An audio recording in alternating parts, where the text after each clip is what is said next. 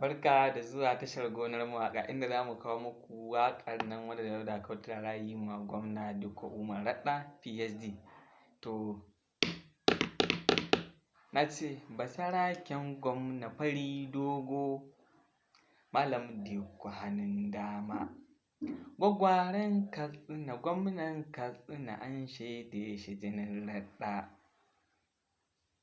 Sarki Allah za ni kira farko, shi ya yi rago mutu ya yi kura,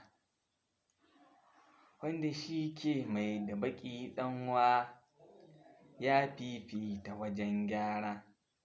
Alfarmar manzon manzanni ɗagun Abdallah wajen fira, Allahu ka ƙara kare mu daga 'yan sharri don Muktar mafifici.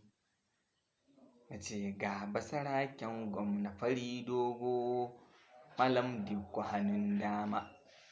Gwaggwaren Katsina gwamnan Katsina an shaide shi jinin Radda. Kwarjini shi ne guzurin zaki da an hange shi iya nisa, tilas ka ga an yi kurum don an hango mai ba da jini fansa. Shi fa Malam Dikko tsayayye ne, taunawa ba ta zama lasa, rana mai ƙona jinin ɗan gagara mugu ya gaji sai sanda. Ga basaraken gwamna fari dogo, Malam Dikko jinin Radda. Gwaggwaren Katsina gwamnan Katsina an shaide shi. Ga gwamna nan da rabin gwamna, Malam Dikko na hango ni, bishiyar gawo ta musamman ce ko don toho da tsakar rani.